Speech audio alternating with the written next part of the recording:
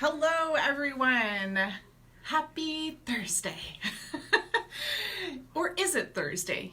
It's Thursday, but doesn't it feel like we are living in some crazy twilight zone? Like we're not really sure what day it is, what time. It almost feels like every day is the weekend, but not quite. And there's like this lingering stress, fear, like icky feeling going on, right? All right, we're going to dive in tonight. We're going to be talking all about how to reduce your stress hormones and calm your gut. I am Alyssa Lebrecq, nutritionist and gut expert, and I wanted to just shed a bit of light because our community, the Love Your Guts IBS support group, Hey Hope. So many people have been jumping in there, and our clients in the Love and Trust Your Guts program. I mean, I don't think there's anyone in the world right now that's not talking about what's going on. And if you're catching the replay of this, it's coronavirus season. And so everyone is really in the thick of it right now. And the reality is that this is impacting everyone. I don't think there's anyone that is not being impacted in some way, whether that is loss of work or stress of worrying about their immune system because their gut is weak, worrying about getting access to food, worrying about loved ones, worrying about what ifs, the unknown, the uncertainty of the future, what is to come. And I think it's triggering a lot of people. And I'm going to share so much with you guys tonight, but what's been really interesting that I've been noticing with a lot of our clients and in our community, that a lot of this is actually triggering our lack of ability to control, right? I think many of us, let me know if this resonates with you, there's a lot of people that feel out of control right now, and perhaps you're the type of person also that is constantly carrying the weight of the world on their shoulders. You are the type of person that takes care of everyone else around you, right? You're the person that everyone calls to fix things. And this isn't something that you can fix. And so that is creating a lot of, I think, stress and pressure because it is something that you can't change. And so a lot of people are having to really sit with that, and the unknown and the lack of control is creating a lot of this spinning thoughts, spinning mind, wondering, worrying, all the what ifs, right? And so tonight what I wanted to really come in and talk about is how we can really work with lowering our stress hormone, cortisol, so that you can really focus on calming your guts right now. The reality is that stress absolutely affects your gut. And many of you are probably wondering, I'm not really sure what came first, the stress or my gut issues, because they seem to be so intertwined and enmeshed, right? And so what you might be finding is that the stress is maybe causing you to emotionally eat, and that emotional eating is triggering your gut, the foods that you're eating, or just the stress is creating like this ball of ickiness in your gut. And here's how you know this. Who here has ever had a situation that has just been so unsettling, and maybe you're angry with someone and you say to them, it just makes me sick to my stomach. I just feel sick to my stomach about it, right? I just feel sick about it. Has anyone ever felt that way before, where you're so upset about something, you're like, I just feel sick about it? And that makes so much sense, right? Because our emotions are absolutely connected to our physical body. And so I want to share with you, it doesn't really matter what came first, the stress or the gut issues. What matters is they both work together. And right now, because stress is so elevated, it will be absolutely affecting your gut. And here is the other piece to that. Your gut affects your immune system. So I've been talking a lot about this with our clients and in our free Facebook group. The reality is that you can wash your hands till you're blue in the face. You can use Lysol wipes all you want, but that's not going to protect you from the virus. Now, before everyone gets all hairy about that, yes, washing your hands is helpful because it helps to clean your hands, but it does not prevent you from contracting anything. It doesn't make your body or your immune system stronger. You see, your immune system is what's going to fight off some sort of bacteria or virus. I'm going to branch out. This is not just pertaining to corona, right? Your immune system is what protects you. And up to 70% of your immune cells actually reside in the gut. And so if your gut is weak, if your gut isn't happy, then neither is your immune system. And so that's why I want to get right down to, let's nip this stress right in the butt tonight. Because this stress, this fear-mongering is really just going to weaken your gut and therefore weaken your immune system, which then adds more fear and puts you at a higher risk, and that's not helpful. Okay? So, reducing your stress hormone, aka cortisol. The first thing I want to talk to you guys about is choices versus circumstances. Now bear with me here, because that doesn't sound, you're like, yeah, okay, that's nice, next, right? Before you go exit out of this, I want you to really hear me out on this. Choices versus circumstances. The thing about focusing on circumstances is it leaves you powerless. It leaves you feeling like you're a victim, like there's nothing that you can do about it. And it is in this that we end up getting stagnated and we become this worrywart.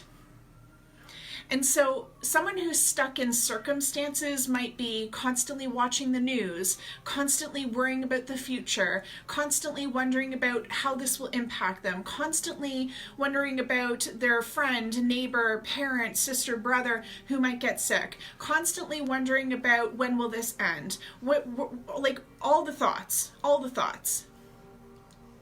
right? And so what starts to happen is it starts with circumstances, and then it starts to tailspin out into stories that we tell ourselves about all the possible what ifs that might happen. And we start to take what is a reality and it turns into this snowball, this larger thing that the majority of it, the majority of these circumstances that we're creating won't actually come to be. And that fear is literally debilitating and absolutely damaging for your gut. To really run this home, okay, that fear is so debilitating, it depletes your good bacteria and your enzymes, which are responsible for breaking down your foods and keeping bad bacteria out. That's a problem. So how do we stop this?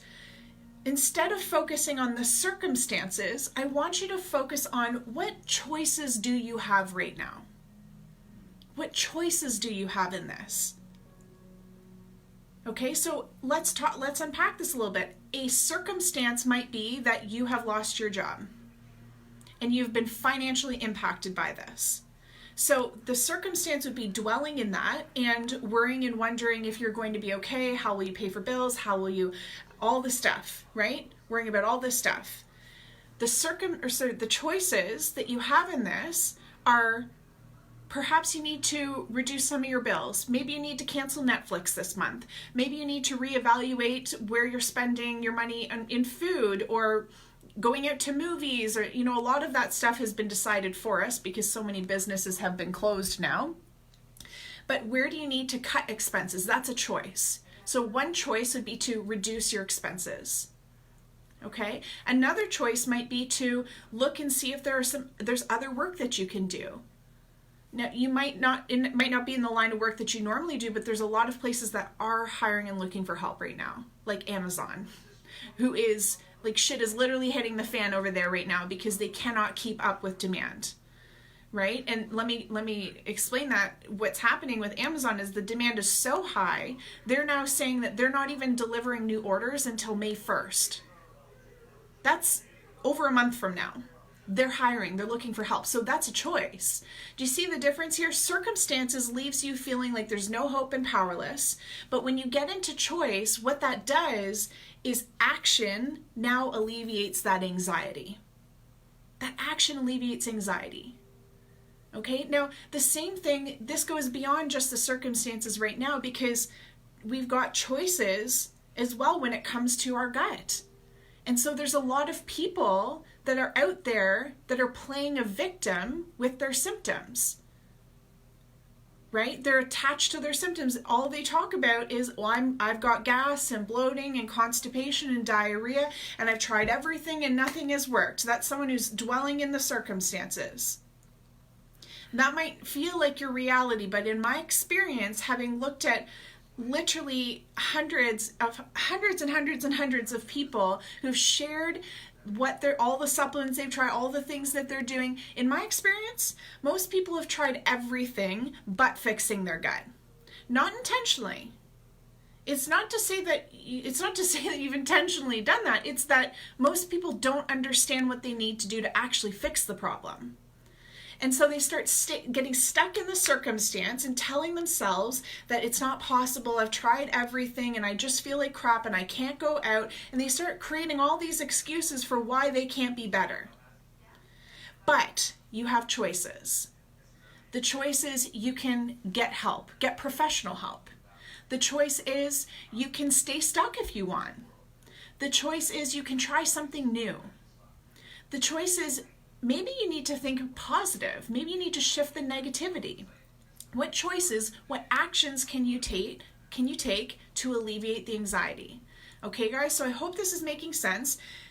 Choices and circumstances are two very, very different sandboxes to play in. And if you're staying stuck in the circumstances of what's going on right now, then you're probably feeling all kinds of anxiety. And when we can switch into choices, you take your power back, because that's where you discover that you will get through this. Let me give you one more quick example. If it came down to it and food accessibility became a problem on an ongoing basis, okay, most people would stress about that. But here's the thing, you've got a choice. And I would ask you, do you know how to grow a garden?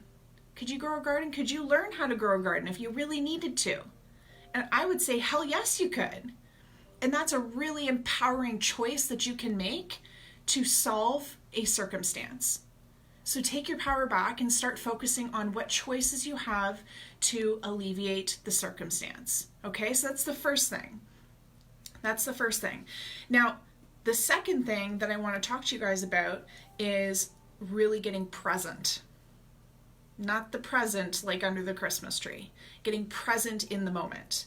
Now, bear with me here. I'm not talking about some woo-woo, just sit in meditation. I mean, meditation's great, okay? But it's a temporary fix. It's a temporary fix. What I'm walking you through tonight is I want to go through the stress. I want to unpack and completely obliterate whatever the fear is. And so again, most people worrying about a circumstance, they try to meditate through it. Well, as soon as you come back to, you're back worrying about the circumstance. But if we completely unpack it, empower you with what choice you have, now we've just dissolved the fear. I'm not interested in managing symptoms. I want to dissolve them. Would you agree? Do you guys want to manage these things for the rest of your life, or do you want to get rid of them? Okay, so these things don't sound sexy up front, because a lot of people, they just want me to tell them, well, what supplement can I take to reduce my cortisol levels? But the thing is that you're going to have to keep taking that supplement tomorrow and the next day and the next day and the next day, because we didn't get to the root of it. Let's get to the root of it. So when I talk about being present, here's why. Because when we're in our stress, we're out in the clouds, we're worrying, we're in the circumstance, all the stuff, right? Your body is not focusing on digesting food. In fact, we end up going into fight or flight. So your body's actually, interestingly, not able to differentiate the different types of stressors. And so if you are stressing about, I don't know, you had a bad day at work, right? Or you got in an argument with your husband, your wife, your kid, or you're concerned about catching corona, or you just lost your job. Those are all very, very different types of stressors, okay? And the thing is that your body isn't able to differentiate what type of stress it is, so it doesn't know, again, if you had a bad day at work or if you have a psychopath chasing after you. What it knows is it thinks it's under attack, there's a problem, and so it shuts off your digestive system and it turns on your fight or flight. So all of your energy, if you can imagine if you had an actual bear chasing after you, or a psychopath, if something like that is chasing after you, then you don't really want your body to be focusing on putting any sort of energy towards like digesting a steak. You're thinking to your body, I need everything I've got to be able to run away from that bear or psychopath. Okay? Right? And so that's exactly what your body does. It's got your back. So it turns off digestion, it takes all that energy, and it ships it off to the fight or flight mode. Turns that on and sends all that energy into your limbs to be able to run away from the bear or psychopath. Right? So you're running away.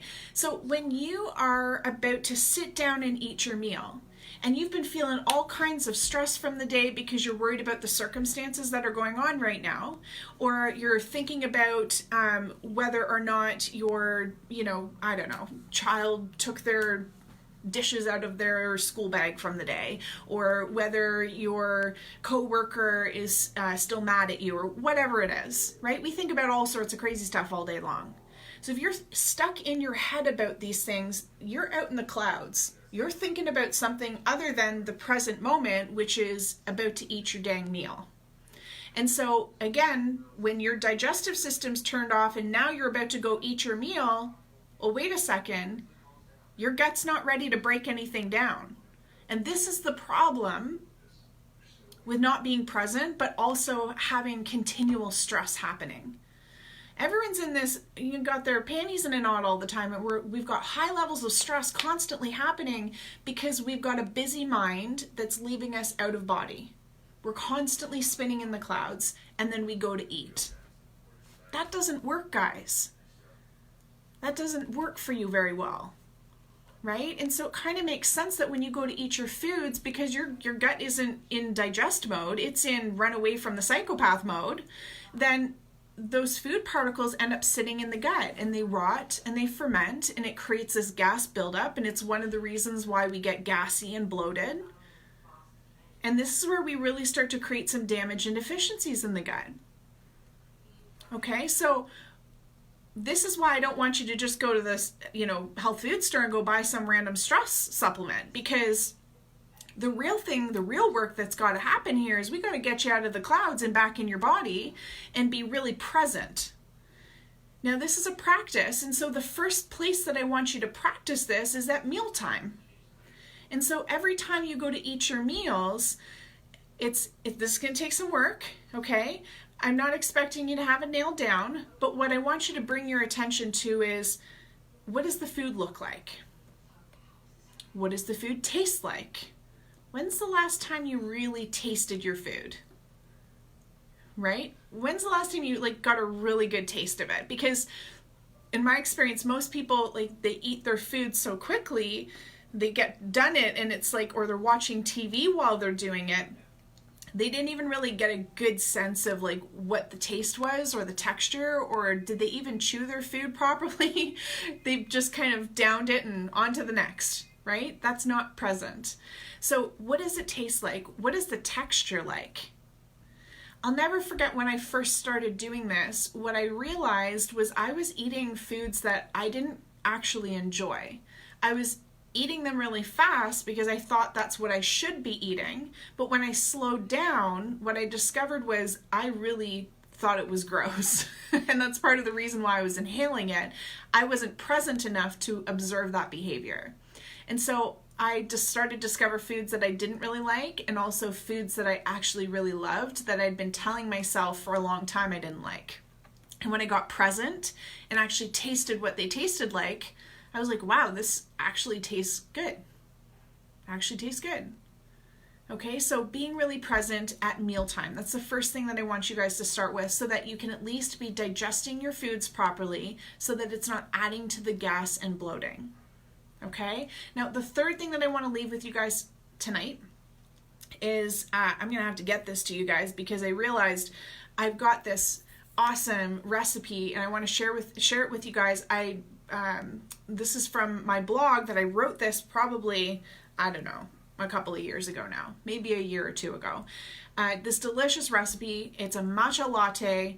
If you are riding high on the coffee right now, just know that that is spiking your cortisol levels and putting your stress hormone through the roof, okay? Now, I'm not saying, not going to be a coffee bully, don't worry. I'm not telling you need to come off of all your coffee cold turkey, but what I am suggesting is let's maybe look at switching to something like matcha. Now, matcha is a type of green tea, and this particular type of green tea, matcha, is high in L-theanine, which is an amino acid that helps to calm the brain waves. In fact, what we've seen through studies is that it helps to calm the brain waves much like a meditating monk. Now, I don't know about you, but in times of stress, there have definitely been moments where I would have preferred to have been like a meditating monk than like a stress ball. And so something like matcha is a really great swap for coffee to help lower cortisol and then help to calm those brain waves so that you're not buzzing around all day long. This will help you to get present, okay? With practice, conscious practice, at mealtime. So I want to get you that recipe. I got to get you the link because I didn't think to post it before I went live. So I'm going to have to pull that out. I'll drop it in the comments. So if you are interested in the matcha latte recipe, it's really creamy and delicious. I'll just drop that blog link for you guys in the comments. Just drop a yes so I know who to tag it to, and we'll get that over to you. But I would really encourage you guys to get that in. And I think what you'll find is that when we approach the body with a more holistic approach, without trying to force the body to poop, force the body to stop pooping, force the body to calm down, what you'll find is when we go through the issue, we go through the fear, we go through the stress, and we completely dissolve it, your results are going to be so much more sustainable, guys. And this is the difference between someone who's managing their symptoms and someone who's getting to the root cause of it and totally transforming their life. So, I hope this was valuable. Let me know if you've got any questions, and we'll drop that blog link below for you guys. Have an awesome night. We'll see you guys next week. Bye.